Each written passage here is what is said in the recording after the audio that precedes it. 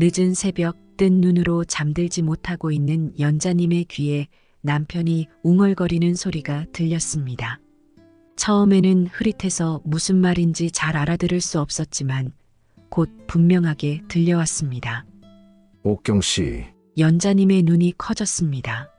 순간 심장이 철렁 내려앉는 듯한 충격이 밀려왔습니다.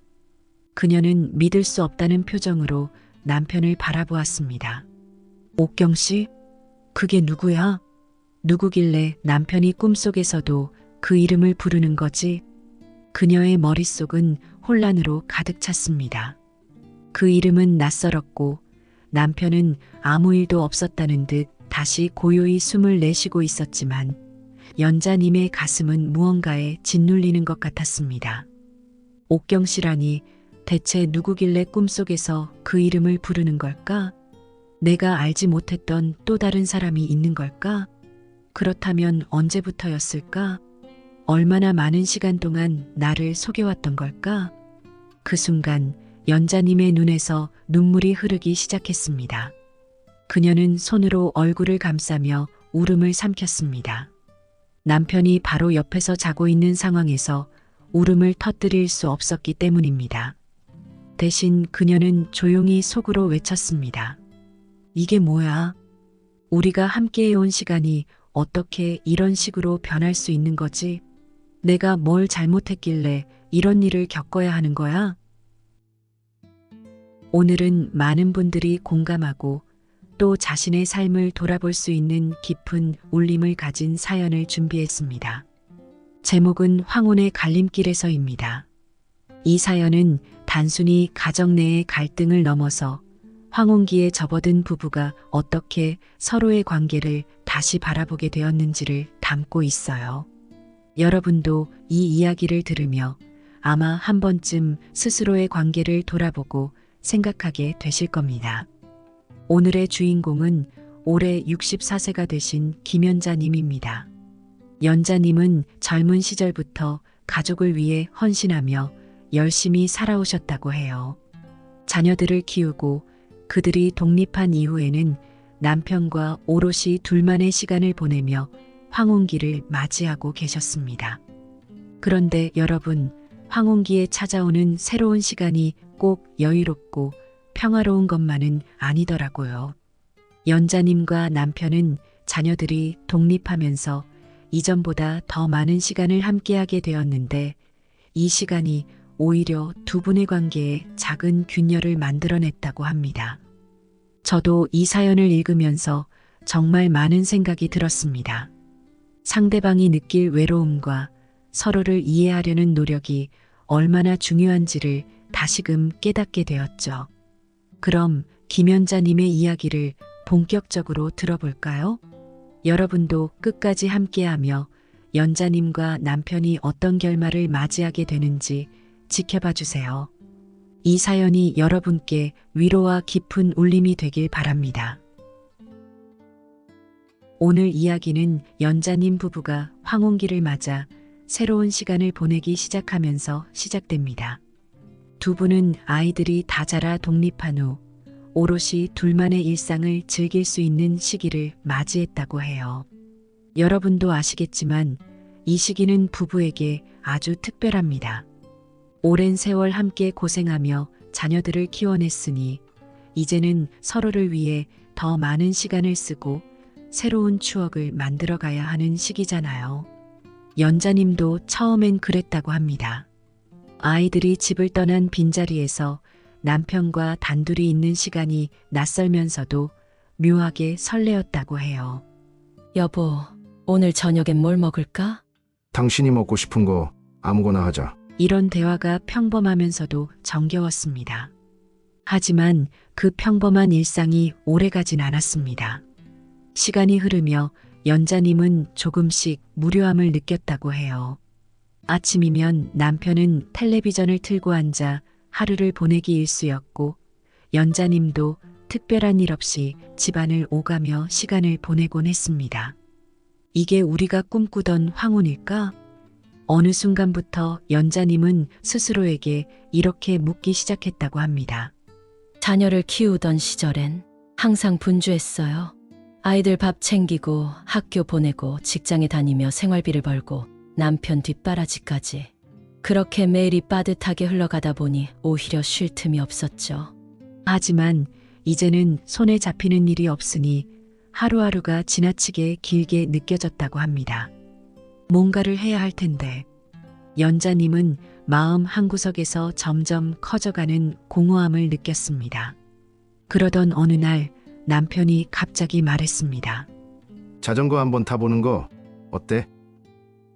요즘 자전거 동호회 같은 데 가면 좋은 사람들도 많고 건강도 챙길 수 있대. 그 말을 듣는 순간 연자님은 잠시 멈칫했다고 해요.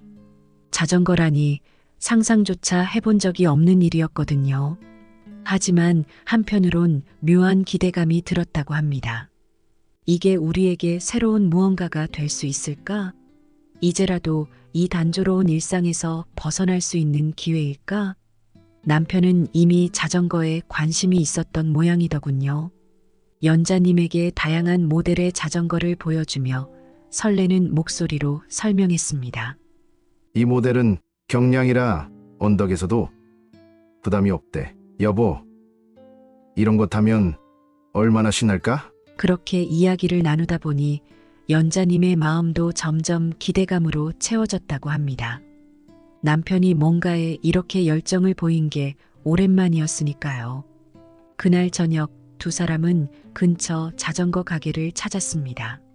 매장 한가운데에 늘어선 번쩍이는 자전거들을 보며 연자님은 살짝 압도되었지만 남편이 자전거를 고르는 모습이 너무도 활기차 보였다고 해요.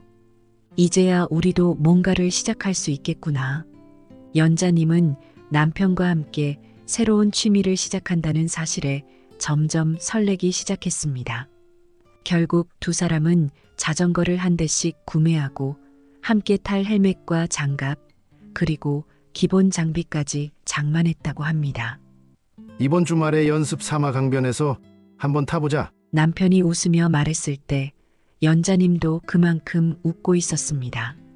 주말이 되자 두 사람은 처음으로 자전거를 끌고 동네 강변으로 나갔습니다. 자전거를 타는 건 생각보다 쉬운 일이 아니었지만 남편과 함께 연습하는 시간이 즐거웠다고 해요. 남편은 연자님이 균형을 잡지 못해 넘어질 때마다 깔깔 웃으며 여보, 운동신경이 너무 없네 라고 놀렸지만 연자님도 그 말에 억울하면서도 웃음이 났다고 합니다. 그렇게 강변에서 연습을 마친 두 사람은 근처 벤치에 앉아 간단히 도시락을 나눠 먹었습니다. 그 순간 연자님은 마음속으로 이렇게 생각했다고 해요. 이게 우리가 그동안 놓치고 있었던 순간들이겠지. 남편과 이런 시간을 보낸 게 얼마나 오랜만인지 모르겠다. 며칠 후 두 사람은 근처 자전거 동호회에 가입했습니다. 동호회 첫 모임에 나갔을 때 연자님은 처음으로 낯선 사람들 속에 들어가는 것이 조금 두려웠다고 합니다. 하지만 남편은 전혀 달랐어요. 다른 회원들에게 먼저 다가가 안녕하세요. 이번에 새로 가입한 사람입니다라고 인사하며 활짝 웃었고 그 모습에 연자님은 묘하게 든든함을 느꼈다고 합니다. 이 사람, 이렇게 활기찬 면이 있었나? 그 후로 두 사람은 매주 동호회 활동에 참여했습니다. 주말마다 강변을 따라 달리고 단체로 코스를 돌며 땀을 흘리는 시간이 쌓이면서 연자님은 그동안 느꼈던 공허함이 점점 채워지는 기분이 들었다고 해요. 결혼한 지 40년이 넘었는데 남편과 이렇게 함께 웃고 땀 흘리며 보낸 시간이 얼마만인지 모르겠어요. 여러분, 연자님의 이 마음 이해되지 않으세요? 익숙했던 일상에서 벗어나 새로운 취미를 함께 한다는 것, 그 과정에서 서로가 조금씩 더 가까워지는 느낌을 받는다는 것, 부부에게 얼마나 큰 행복인지 다시 한번 느끼게 되는 대목입니다. 자전거 동호회 첫 모임은 연자님에게 낯선 경험이었다고 해요. 평소 활동적인 편이 아니었기에 단체로 뭔가를 하는 것 자체가 익숙하지 않았습니다. 첫 모임 날 아침 연자님은 남편과 함께 자전거를 트렁크에 싣고 모임 장소로 향했습니다. 마음 한편엔 설렘과 함께 걱정도 가득했죠. 모르는 사람들 속에 들어가 잘 어울릴 수 있을까? 내가 민폐를 끼치진 않을까? 남편은 정반대였습니다. 모임 장소로 가는 차 안에서부터 흥이 넘쳤죠. 오늘 날씨 정말 좋네. 딱 자전거 타기 좋은 날이야. 연자님은 남편의 들뜬 목소리를 들으며 새삼 놀랐다고 해요. 평소엔 좀 조용한 성격이라 이런 활발한 모습은 거의 본 적이 없었기 때문입니다. 모임 장소에 도착하자 이미 다른 동호회 회원들이 하나둘 모여 있었습니다. 형형색색의 자전거복을 입고 헬멧과 장갑까지 갖춘 회원들이 삼삼오오 모여 대화를 나누고 있었죠. 새로 오신 분들이네요. 회원 중 한 명이 먼저 말을 걸었고 남편은 기다렸다는 듯 활짝 웃으며 인사를 건넸습니다. 남편은 손을 흔들며 자신을 소개했는데 그 모습이 연자님에겐 꽤 낯설게 느껴졌다고 합니다. 저 사람이 저렇게 활달했었나? 늘 조용하고 묵묵한 사람이었는데 남편은 곧 동호회 회원들과 금방 친해졌습니다. 회원 중 몇 명이 남편에게 자전거 코스와 장비에 대해 알려주자 남편은 흥미진진하게 이야기를 들으며 고개를 끄덕였죠. 첫 라이딩은 10km 정도의 비교적 쉬운 코스였습니다. 연자님은 자전거를 타며 다소 긴장했지만 남편은 처음부터 속도를 내며 신이 난 모습이었습니다. 여보, 괜찮아. 너무 천천히 가는 거 아니야? 남편이 뒤를 돌아보며 말을 걸 때 연자님은 살짝 당황했지만 애써 웃으며 대답했습니다. 나는 그냥 내 페이스대로 갈게. 당신은 먼저 가도 돼. 그날 라이딩을 마친 후 회원들과 함께 근처 카페에 들렀습니다. 남편은 처음 만난 사람들과도 금세 어울렸고 자전거에 대한 이야기를 나누며 웃고 떠들었죠. 이 모델도 좋지만 가벼운 프레임을 원하면 이런 것도 괜찮아요. 회원 중 한 명이 남편에게 자전거 모델을 추천하자 남편은 마치 새로운 세상을 발견한 듯 눈을 반짝이며 경청했습니다. 연자님은 조용히 그 모습을 지켜보며 마음이 복잡해졌다고 해요. 저 사람이 저렇게 사람들과 잘 어울리고 즐거워할 줄은 몰랐네. 늘 집에서 텔레비전만 보던 모습과는 너무 다른데. 그날 밤 집으로 돌아온 연자님은 남편이 라이딩 후 느낀 소감을 말하는 것을 듣고 또 한 번 놀랐다고 합니다. 진짜 재밌더라. 이런 걸 왜 진작 안 해봤을까 싶어. 당신도 좋았지? 남편이 반짝이는 눈으로 물었지만 연자님은 솔직히 뭐라고 대답해야 할지 몰랐습니다. 자신도 즐겁긴 했지만 남편이 너무나 행복해하는 모습을 보며 살짝 어리둥절했던 게 사실이었거든요. 그 후로도 두 사람은 매주 동호회 활동에 참여했습니다. 남편은 동호회에서 점점 주목받기 시작했고 다른 회원들과의 관계도 더욱 돈독해졌습니다. 라이딩 중간중간 남편은 다른 회원들과 앞서 달리며 대화를 나눴고 연자님은 뒤따라가며 묵묵히 그 모습을 지켜보곤 했죠. 한 번은 이런 일도 있었다고 해요. 다음 주에는 30km 코스를 도전해볼까? 남편이 의욕적으로 말하자 연자님은 살짝 겁이 났다고 합니다. 그거 너무 힘들지 않아. 우리 그냥 15km 정도만 하자. 하지만 남편은 고개를 저으며 웃었습니다. 걱정 마. 여보, 우리 충분히 할 수 있어. 그리고 당신도 더 해보면 재미 붙을 거야. 남편의 이런 자신감 넘치는 모습은 연자님에게 낯설면서도 한편으론 대견하게 느껴졌다고 해요. 이 사람이 이렇게 적극적이고 활기찬 면이 있었구나. 내가 미처 몰랐던 남편의 새로운 모습을 발견한 것 같아. 그러면서도 연자님은 점점 자신이 남편과 동호회에서의 활동에서 소외되는 기분이 들기 시작했다고 합니다. 남편은 동호회에서 새로운 관계를 맺고 활기를 얻고 있었지만 연자님은 여전히 그 분위기에 완전히 녹아들지 못한 채 뒤따르는 입장이었거든요. 하지만 이 시점에서 연자님은 그저 남편의 활기찬 모습에 기뻐하려고 애썼다고 해요. 그동안 집에서 지루해하던 모습에 비하면 이렇게 즐거워하는 게 훨씬 낫지 않나? 이제 막 두 사람의 새로운 취미가 자리를 잡아가는 순간 연자님은 남편과의 관계가 더 좋아질 거라 기대했습니다. 하지만 이 행복이 오래가지 못했다는 사실이 연자님에게 더 깊은 아픔을 남겼습니다. 연자님과 남편은 자전거 동호회를 통해 새로운 추억을 만들어가며 행복한 시간을 보냈습니다. 하지만 그 행복은 생각보다 오래가지 못했습니다. 남편이 자전거 동호회 활동에 점점 더 몰두하면서 연자님의 마음 한구석에는 작고 불편한 감정이 자리 잡기 시작했다고 합니다. 처음에는 남편의 변화가 긍정적으로 느껴졌습니다. 항상 텔레비전 앞에만 앉아있던 남편이 자전거를 타며 활기를 되찾는 모습을 보니 흐뭇했죠. 남편이 장비를 살피며 설레는 모습도 오랜만에 본 것 같아 귀엽게 느껴졌습니다. 이 헬멧 어때? 가볍고 통풍도 잘 된대. 남편이 고른 헬멧을 자랑하듯 보여줄 때 연자님은 미소를 지으며 고개를 끄덕였습니다. 남편이 즐거워 보이는 건 참 보기 좋았거든요. 그런데 그런 일들이 반복되면서 연자님은 조금씩 다른 감정을 느끼기 시작했다고 해요.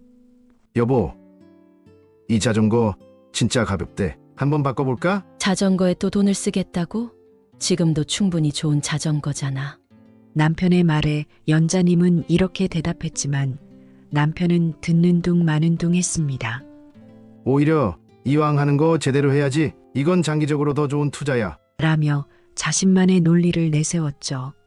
남편이 자전거 장비에 몰두하는 정도가 심해질수록 연자님은 점점 더 소외감을 느꼈습니다. 자전거를 함께 타면서 느꼈던 연결감은 점차 사라지고 남편은 홀로 자전거라는 세계에 빠져들고 있는 듯 보였거든요.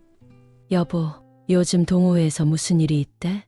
연자님이 대화를 시도하려고 해도 남편은 짧게 답하고 곧장 자신의 휴대폰을 보며 동호회 단체 채팅방에 빠져들곤 했습니다. 게다가 주말마다 남편이 집을 비우는 횟수도 늘어나기 시작했습니다. 처음엔 함께 라이딩을 나가곤 했지만 점점 남편은 더 긴 코스, 더 도전적인 코스를 원하며 연자님에게 이번엔 나 혼자 갈게라고 말하기 시작했습니다. 다음 코스는 30km인데 당신은 너무 힘들 수도 있을 것 같아. 나만 다녀올게. 남편이 이렇게 말할 때마다 연자님의 마음엔 알 수 없는 허전함이 스며들었다고 합니다. 내가 무언가 부족해서 남편과 함께할 수 없는 걸까? 이런 생각이 들면서 스스로를 탓하기도 했습니다. 하지만 한편으론 자전거가 우리 관계에서 너무 큰 자리를 차지하고 있는 건 아닐까? 하는 의문이 점점 커져갔습니다. 남편은 점차 집안일이나 가족 행사보다 동호회 일정을 우선시했습니다. 다음 주말에 아들네 집에 가기로 했잖아. 손주들 보기로 한 날인데 그날도 자전거 타러 갈 거야? 연자님의 말에 남편은 잠시 머뭇하다가 이렇게 대답했다고 합니다. 아, 그날은 중요한 라이딩이 있어서 일정을 조정할 수 있으면 좋겠어. 남편의 태도에 연자님은 당황스러웠습니다. 우리 가족보다 자전거가 더 중요한 걸까? 그 순간 연자님은 이 관계에서 자신이 점점 밀려나고 있다는 생각이 들었다고 해요. 더구나 두 사람의 대화는 점점 줄어들었습니다. 남편은 자전거와 동호회 이야기를 주로 했고 연자님이 다른 화제를 꺼내려고 해도 남편은 그다지 관심을 보이지 않았습니다. 여보, 요즘 날씨가 참 좋더라. 우리 가까운 데라도 한번 여행 갈까? 연자님이 조심스럽게 제안했지만 남편은 고개를 끄덕이긴 했어도 이내 그래, 한번 생각해보자라는 답만 했을 뿐 다시 휴대폰을 들여다보며 동호회 채팅방을 확인했습니다. 그날 밤 연자님은 남편이 침대에 누워 휴대폰을 보는 모습을 물끄러미 바라봤다고 합니다. 우리가 이렇게 어긋나기 시작한 게 언제부터일까? 남편이 자전거와 동호회에 빠져드는 동안 연자님은 점점 더 자신이 소외되고 있다는 느낌을 받았습니다. 함께 취미를 시작했을 땐 관계가 더 좋아질 거라 기대했는데 오히려 점점 멀어지고 있다는 사실이 연자님을 슬프게 했습니다. 남편은 동호회에서 점점 더 활동적으로 변해갔습니다. 새로운 코스를 개척하고 회원들과 라이딩 계획을 세우며 활기를 띠었죠. 하지만 그럴수록 연자님의 마음은 더 고립된 것처럼 느껴졌습니다. 저 사람은 동호회에서 이렇게 잘 어울리는데 왜 나는 그 안에서 자리를 찾지 못하는 걸까? 연자님은 스스로를 책망하기도 했습니다. 하지만 곧 이런 생각도 들었다고 해요. 아니, 문제는 내가 아니라 저 사람이야. 왜 자꾸 나를 두고 혼자 앞서 나가려고만 하는 걸까? 어느 날 저녁 남편이 자전거와 관련된 장비를 새로 사고 싶다고 말했을 때 연자님은 참지 못하고 말했습니다. 자전거에 이렇게 돈을 쓰고 집안일은 신경도 안 쓰면 어떻게 해? 당신은 지금 자전거가 우리보다 더 중요한 것처럼 보여. 남편은 살짝 당황한 표정을 지었지만 이내 그게 무슨 말이야? 난 그냥 즐기려고 하는 거지. 당신도 즐겨보려고 했잖아. 라고 대꾸했습니다. 그 대화가 끝난 뒤 연자님은 혼자 긴 시간을 생각했다고 합니다. 내가 너무 민감한 걸까? 아니면 이게 정말 잘못된 방향으로 가고 있는 걸까? 그날 밤 연자님은 쉽게 잠들 수 없었다고 합니다. 여러분, 연자님의 마음 이해되시나요? 한때 함께 즐기던 취미가 이제는 관계의 틈을 만드는 계기가 되어버린 상황. 그리고 상대방의 변화에 적응하지 못하고 점점 고립되는 느낌. 연자님은 이 상황에서 어떻게 해야 할지 몰라 답답해졌다고 합니다. 결정적인 사건은 동호회에서의 장거리 라이딩이었습니다. 그날 남편은 아침 일찍 집을 나섰고 연자님은 그가 돌아오기를 기다리며 하루를 보냈습니다.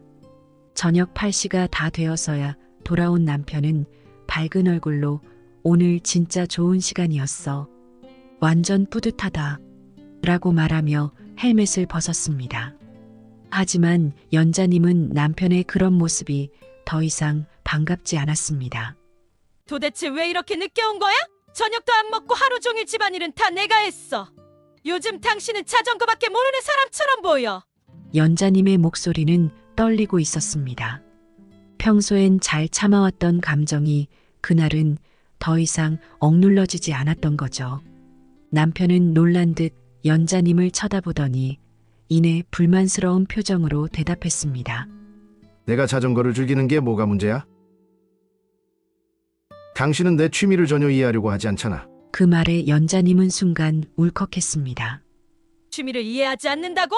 내가 당신을 얼마나 기다리고 혼자 집안일을 다 하고 있는데 그런 말을 해? 나는 당신이랑 시간을 더 보내고 싶어서 자전거를 시작했어. 그런데 당신은 혼자만 앞서가잖아. 연자님의 목소리는 점점 커졌습니다. 남편과 함께하고 싶었던 마음이 무시당하고 자신이 남편의 삶에서 점점 뒤로 밀려나고 있다는 느낌이 한꺼번에 터져 나왔던 겁니다. 남편도 더 이상 참지 못하고 소리쳤습니다. 당신은 내 자전거에 대해 불평만 해. 나도 내 인생이 필요해. 왜 자꾸 나를 묶어두려고 하는 거야? 그 순간 연자님은 충격을 받았습니다. 이 사람이 정말 이렇게까지 생각하고 있었던 거야?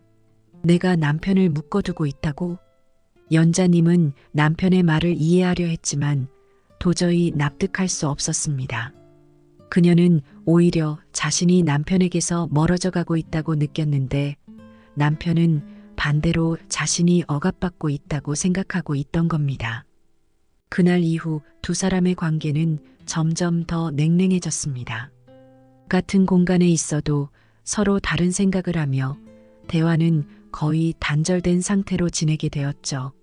연자님은 자신이 노력해도 남편이 관심을 보이지 않으면 더 이상 방법이 없다는 무력감을 느꼈다고 합니다. 우리가 이대로 괜찮을까? 아니, 이건 절대 괜찮지 않아. 그런데 내가 뭘 더 할 수 있지? 연자님은 혼자 있는 시간이 점점 많아지며 자신이 얼마나 외로워지고 있는지를 깨닫게 되었습니다. 남편과 함께 취미를 시작했던 그 설렘은 이제 어디에도 없었습니다. 그러던 어느 날부터 남편의 휴대폰에서 울리는 카톡 알림음이 연자님의 신경을 거스르기 시작했습니다. 식사 중에도, 소파에 앉아 쉴 때도, 심지어 잠들기 전에도 남편의 휴대폰에서 메시지 알림음이 끊이지 않았습니다. 처음에는 별일 아니라고 넘기려고 했습니다. 남편이 말했듯 동호회에서 단체 채팅방을 통해 일정을 조율하거나 정보를 나누는 것이겠거니 싶었죠. 하지만 시간이 갈수록 남편의 행동이 이상하게 느껴졌습니다. 남편은 알림음이 울릴 때마다 휴대폰을 확인하며 흐뭇하게 미소를 짓곤 했습니다. 그 모습은 연자님에게 묘한 불안을 불러일으켰습니다. 저렇게 자주 확인할 일이 있을까? 왜 이렇게 자주 웃지? 어느 날 저녁 식사를 하던 중에도 남편의 휴대폰에서 또 알림이 울렸습니다. 연자님은 참다 못해 물었습니다. 누구랑 그렇게 재미있게 얘기해? 남편은 순간 멈칫했지만 곧 웃으며 이렇게 대답했죠. 별거 아니야. 동호회 일정 얘기야. 그 대답을 듣는 순간 연자님의 마음속엔 더 큰 의문이 생겼습니다. 동호회 이야기가 정말 이렇게 웃음이 나올 만큼 즐거운 걸까? 연자님은 남편의 말투와 표정에서 뭔가를 감추고 있다는 느낌을 받았습니다. 하지만 그녀는 더 이상 묻지 않았습니다. 괜히 더 물어봤다가 내가 예민한 사람처럼 보일 필요는 없겠지. 그렇게 스스로를 다독이며 마음을 추슬렀지만 의심은 점점 더 커져만 갔습니다. 며칠 뒤 남편이 늦은 저녁까지 휴대폰을 들여다보는 모습을 본 연자님은 불안한 마음을 떨칠 수 없었습니다. 남편은 자주 화면을 슬쩍 가리거나 알림음이 울리면 미리 보기 화면을 급히 닫는 모습을 보였죠. 왜 저렇게 숨기려는 걸까? 정말 단순히 동호회 일정 얘기뿐이라면 굳이 저렇게까지 할 필요가 있을까? 연자님은 잠이 오지 않는 밤마다 침대에 누워 남편의 태도를 곱씹어 보곤 했습니다. 혹시 내가 모르는 뭔가가 있는 걸까? 아니, 내가 괜히 예민하게 굴고 있는 거겠지. 하지만 그런 생각도 오래가지 못했습니다. 며칠 후 연자님은 우연히 남편의 휴대폰에 떠 있는 사진을 보게 되었습니다. 그것은 동호회 단체 사진이었는데 연자님은 그 사진 속에서 남편이 한 여성 회원과 유난히 가까운 거리에 서 있는 것을 발견했습니다.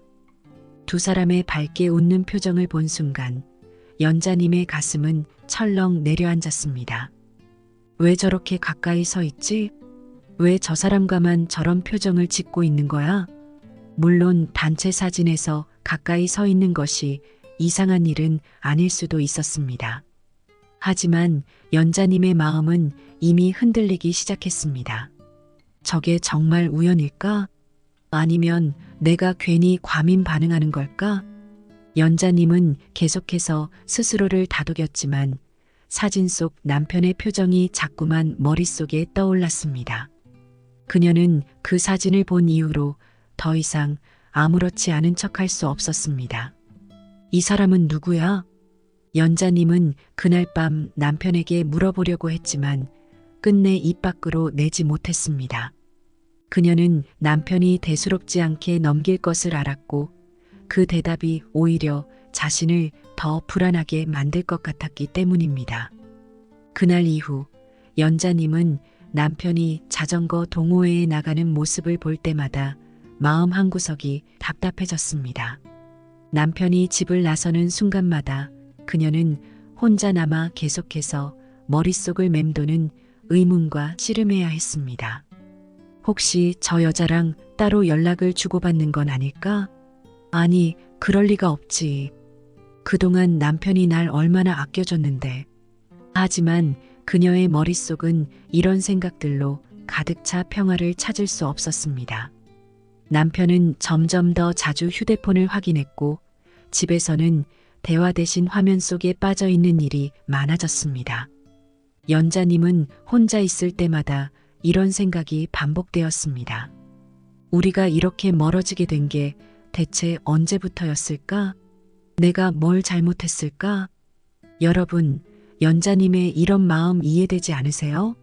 사랑하는 사람이 조금씩 변해가고 그 변화가 자신에게서 멀어지는 방향으로 흐르는 것을 느낄 때의 그 막막한 말이에요. 연자님은 그런 마음으로 하루하루를 보냈습니다. 그날 밤 연자님은 침대에 누워있지만 도무지 잠이 오지 않았습니다. 남편의 휴대폰 알림과 메시지, 그리고 동호회 단체 사진 속의 모습들이 계속 머릿속을 맴돌았기 때문입니다. 하루 종일 참아왔던 의심이 어둠 속에서 더욱 선명해지는 기분이었죠. 왜 저렇게 휴대폰을 자주 확인하는 걸까? 왜 하필 그 여자와 저렇게 다정하게 사진을 찍은 거지? 연자님은 스스로를 타이르려 했지만 그 의심은 쉽게 사라지지 않았습니다.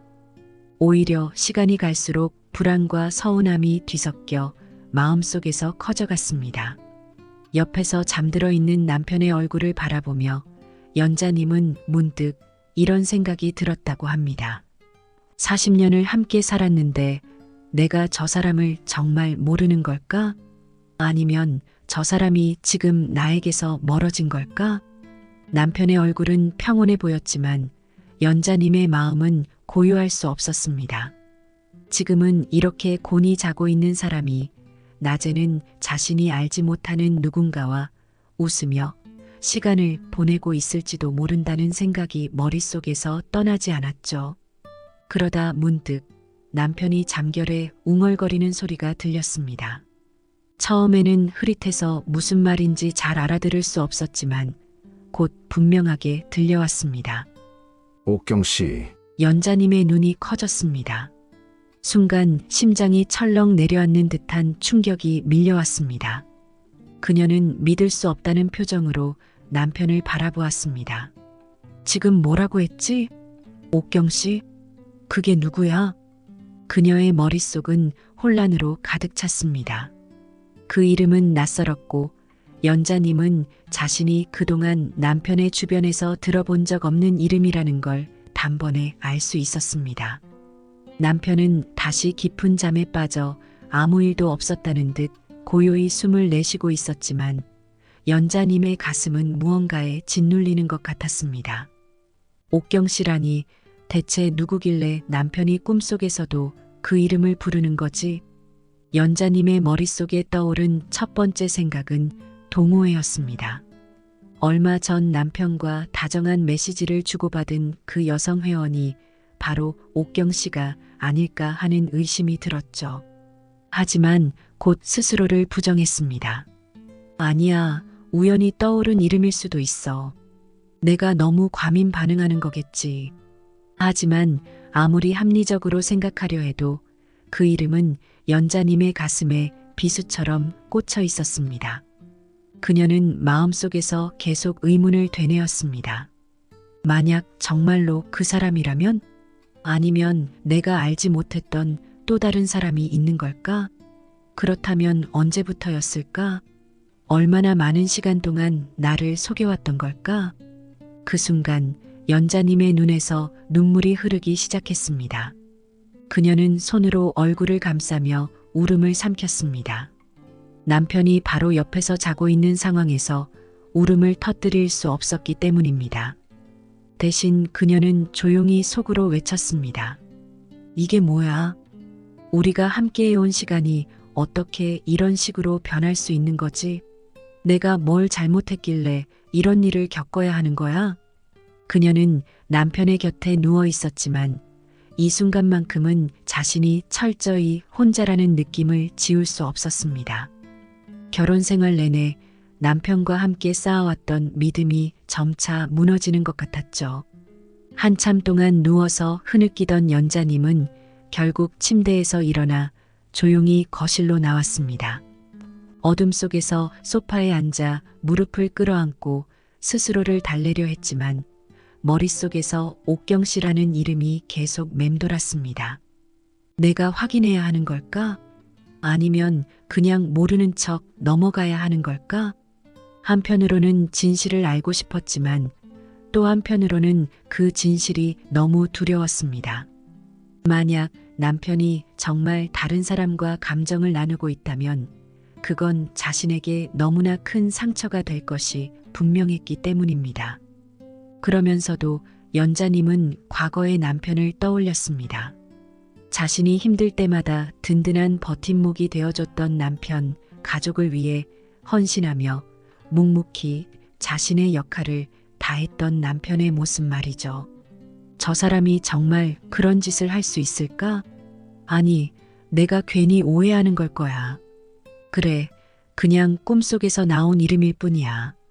하지만 그 말로 자신을 위로하려 해도 마음속 깊은 곳에서는 의심이 끊이지 않았습니다. 옥경 씨라는 이름이 단순히 꿈속에서 나온 우연한 이름일까? 아니면 그녀가 알지 못하는 현실의 누군가일까? 연자님은 그날 밤 결국 다시 잠들 수 없었습니다. 그녀는 창밖을 멍하니 바라보며 깊은 한숨을 내쉬었습니다. 우리가 왜 이렇게 된 걸까? 한때는 서로에게 전부였던 우리가 이제는 이렇게 서로를 의심하게 될 정도로 멀어진 걸까? 그녀는 남편과의 관계가 황혼기에 접어들며 새로운 국면을 맞고 있음을 느꼈습니다.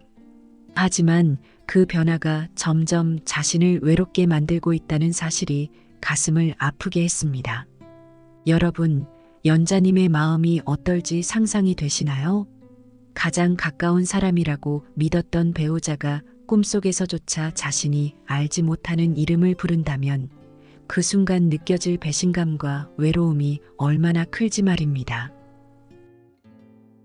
남편의 잠꼬대 이후 김연자님은 하루하루가 지옥 같았습니다. 밤마다 귓가에 맴도는 옥경 씨라는 이름, 그 이름이 뜻하는 바가 무엇인지 고민할수록 연자님의 마음은 더 무거워졌습니다. 아무리 스스로를 다독이고 단순한 꿈일 거라며 합리화해도 그 이름이 머릿속에서 떠나지 않았죠. 잠들지 못한 채 밤을 새운 날이 점점 늘어갔습니다. 연자님은 그 불안감 속에서 점점 무기력해졌습니다. 집안일을 하다가도 멍해지는 일이 많아졌고 하루하루가 흐릿하게 지나갔습니다. 남편과의 관계도 이전보다 더 서먹해졌습니다. 남편은 여전히 자전거와 동호회에만 몰두하며 하루를 보냈고 연자님은 점점 더 자신이 남편의 삶에서 소외되고 있다는 느낌에 사로잡혔습니다. 그런 와중에 남편은 오히려 더 신난 듯한 태도로 지냈습니다. 최근에는 자전거 동호회 활동이 더 많아져서 거의 매일 나갔죠. 그런 남편의 태도는 연자님에게 더 큰 서운함을 안겼습니다. 나는 이렇게 매일 불안에 떨며 사는데 저 사람은 아무렇지 않게 나가서 즐기기만 하는구나.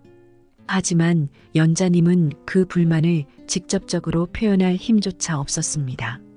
그런데 어느 날 연자님은 갑작스러운 전화를 받았습니다.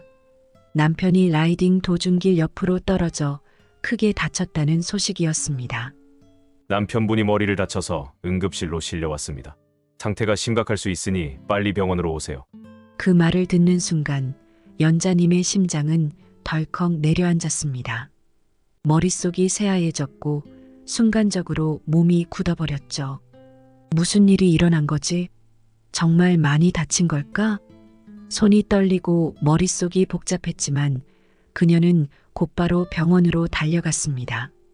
병원에 도착했을 때 연자님은 남편이 응급실 침대에 누워있는 모습을 보았습니다. 의식을 잃은 남편은 머리에 붕대를 감고 있었고 곳곳에 상처가 난 모습이었습니다. 그 모습은 연자님에게 강한 충격을 주었습니다. 평소에 그렇게 건강했던 사람이 저렇게 누워있다니.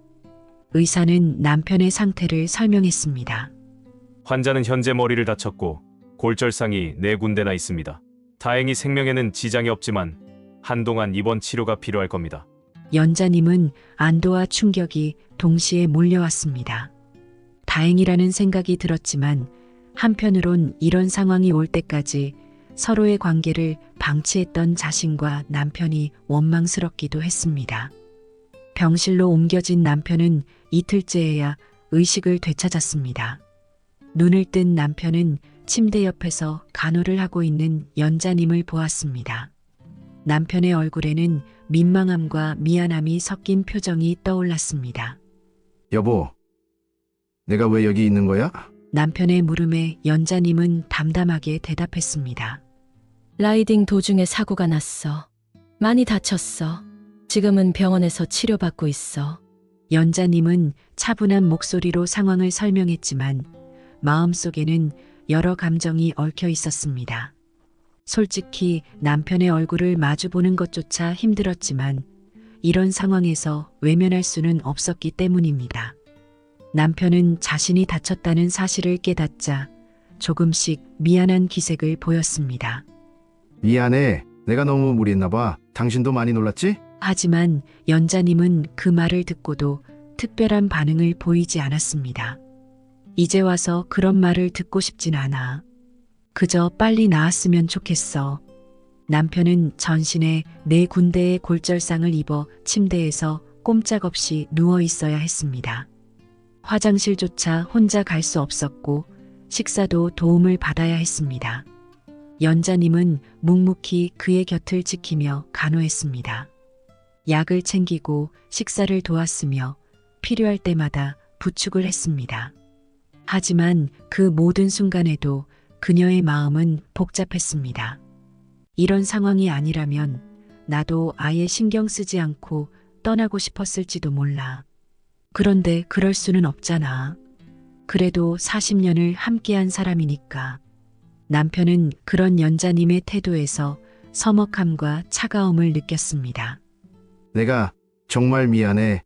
여보, 당신이 이렇게까지 날 돌봐줄 줄은 몰랐어. 남편은 진심으로 사과했지만 연자님은 여전히 쉽게 마음을 열지 않았습니다. 연자님은 간호를 하면서도 계속해서 자신과 남편의 관계를 돌아봤습니다. 병실의 조용한 공기 속에서 두 사람은 서로에게 아무 말도 하지 않는 시간이 많았습니다. 연자님은 남편의 간호를 도우면서도 이 상황이 두 사람의 관계를 어떤 방향으로 바꿔놓을지 알 수 없었습니다. 여러분, 연자님의 이런 복잡한 심정 이해되시나요? 사랑과 미움 그리고 책임감이 뒤섞인 감정 속에서 그녀는 여전히 자신이 어떻게 해야 할지 몰라 혼란스러워하고 있었습니다. 오랜만에 남편이 퇴원하던 날, 김연자님의 마음은 차분했지만 복잡했습니다. 병원에서의 간호 기간 동안 그녀는 자신과 남편의 관계를 수없이 돌아보고 고민해 왔습니다. 남편의 사고는 두 사람 모두에게 전환점이 되었지만 그것이 회복의 기회일지 아니면 또 다른 갈림길일지는 아직 알 수 없었습니다. 퇴원 후 집에 돌아온 남편은 예전보다 기운이 없어 보였습니다.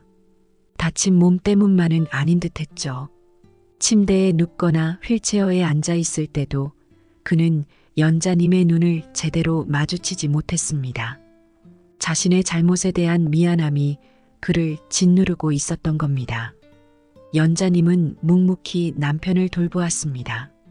다친 몸을 부축하고 약을 챙기고 식사를 준비하면서도 그녀는 한 번도 남편에게 자신의 속마음을 내비치지 않았습니다. 하지만 그녀의 마음은 점점 더 결론을 향해 나아가고 있었습니다. 그날 저녁 연자님은 담담한 목소리로 남편에게 말했습니다. 여보, 우리 이야기를 좀 하자. 남편은 순간 놀란 듯한 표정을 지었지만 곧 고개를 끄덕였습니다.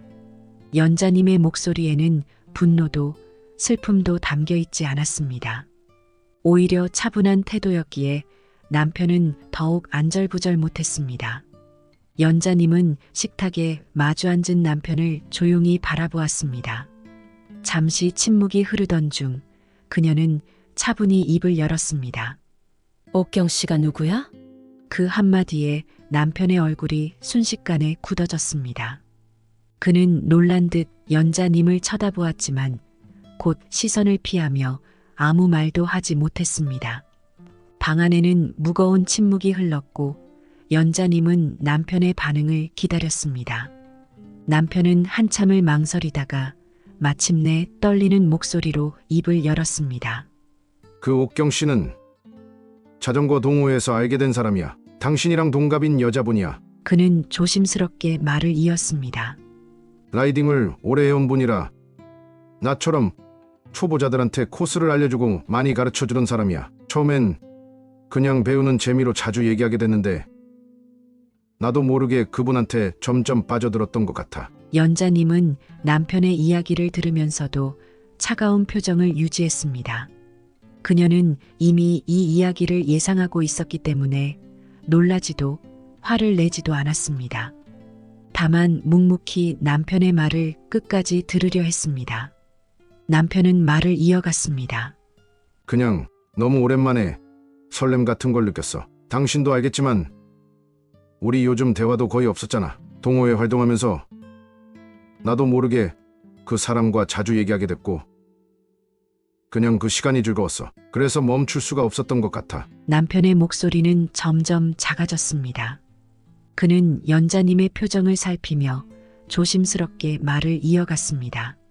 하지만 내가 당신한테 너무 큰 잘못을 했다는 걸 알아. 한평생 나 곁을 지켜준 당신한테 이렇게 못할 짓을 한 거잖아. 정말 미안해. 그의 말이 끝났지만 연자님은 여전히 아무런 반응을 보이지 않았습니다. 그녀는 고개를 살짝 끄덕이며 남편의 고백을 곱씹었습니다. 그동안 그녀를 괴롭혀왔던 의혹들이 하나씩 사실로 확인되었지만 막상 그 진실을 듣고 나니 크게 놀라지도 않았습니다. 오히려 그녀는 이렇게 생각했습니다. 혼자서 상상만 하며 지냈던 시간이 더 지옥 같았어. 차라리 이렇게 듣는 게 나았을지도 몰라. 남편이 고백하는 동안 그녀는 마음속에서 복잡한 감정들이 교차하는 것을 느꼈습니다. 설렘을 느꼈다는 남편의 말에 서운함이 밀려왔지만 동시에 그녀는 자신도 오랫동안 외로움을 느껴왔다는 사실을 인정하지 않을 수 없었습니다. 남편이 자신의 공허함을 외부에서 채우려고 했던 것처럼 그녀 역시 관계의 틈을 메우기 위해 애썼던 시간을 떠올렸습니다.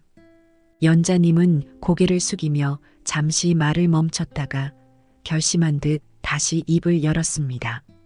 이제 나도 결론을 내려야 할 것 같아. 우리 더는 이렇게 살 수 없을 것 같아.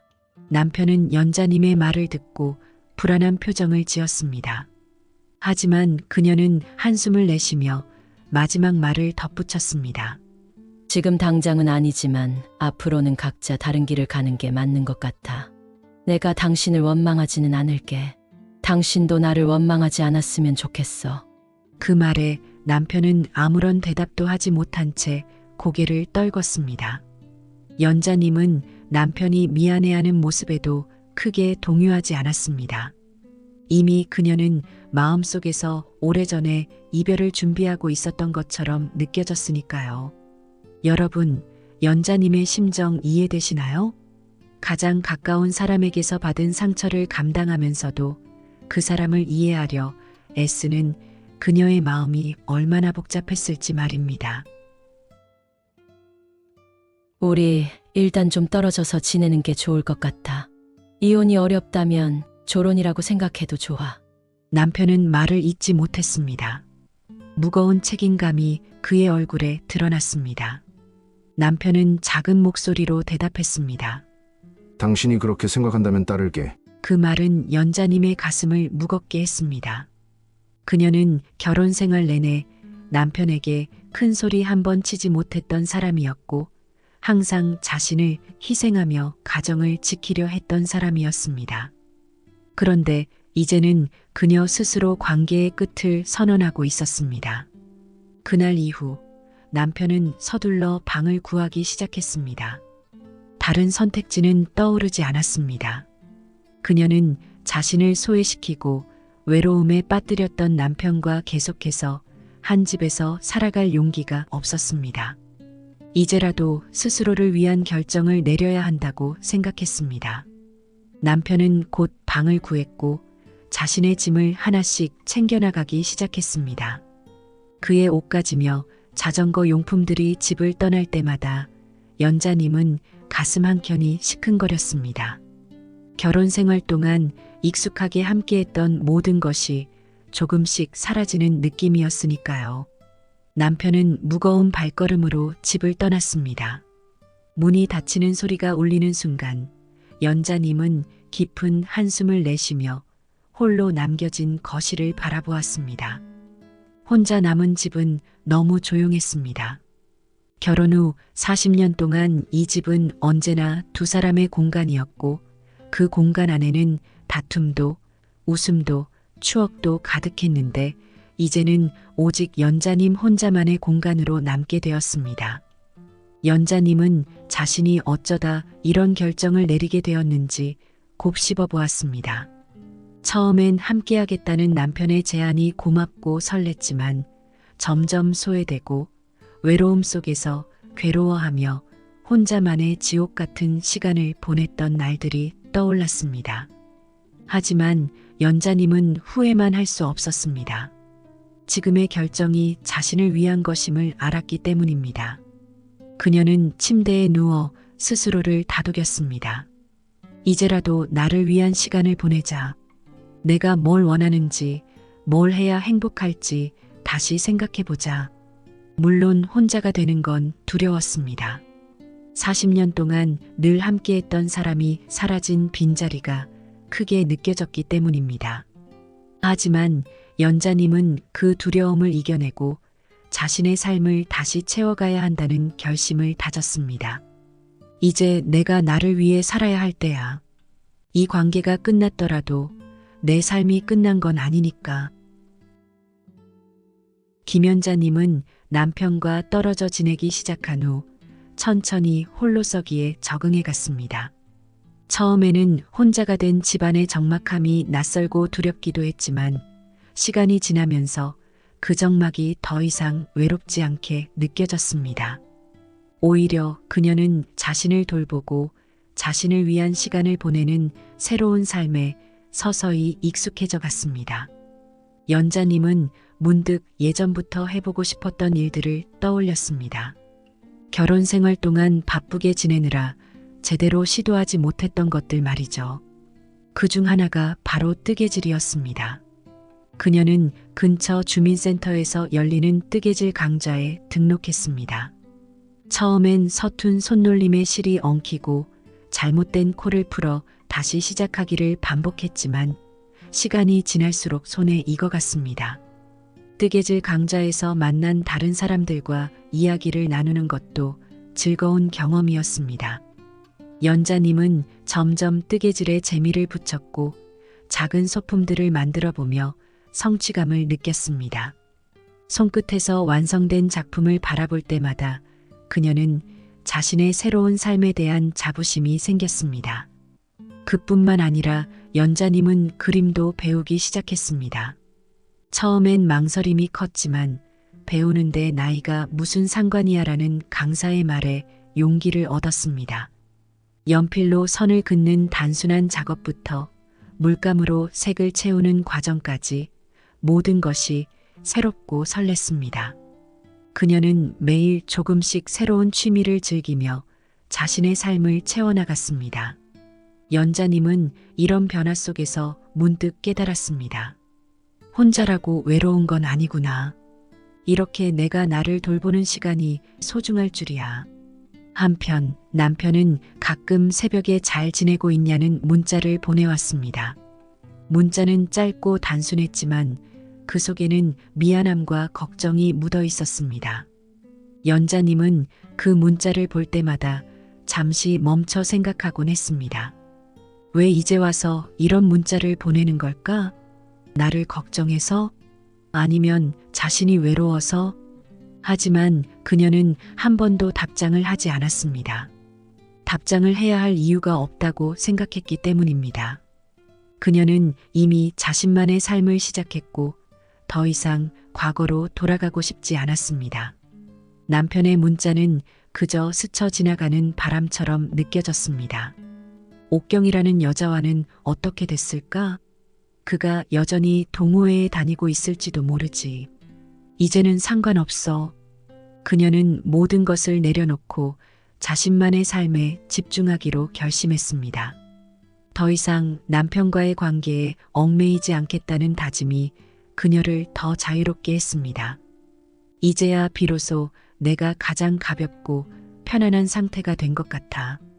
연자님은 자신의 변화를 이렇게 표현했습니다. 혼자가 된 지 몇 달이 지나자 그녀는 오히려 혼자만의 시간이 주는 자유로움과 평화를 만끽하기 시작했습니다.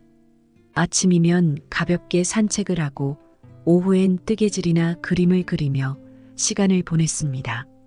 그녀의 얼굴에는 예전보다 더 여유롭고 평온한 미소가 자리 잡았습니다. 나는 내 삶을 사랑하기로 했어. 이제야 비로소 진정한 나를 만난 것 같아. 여러분, 김연자님의 이야기를 들으며 어떤 생각이 드셨나요?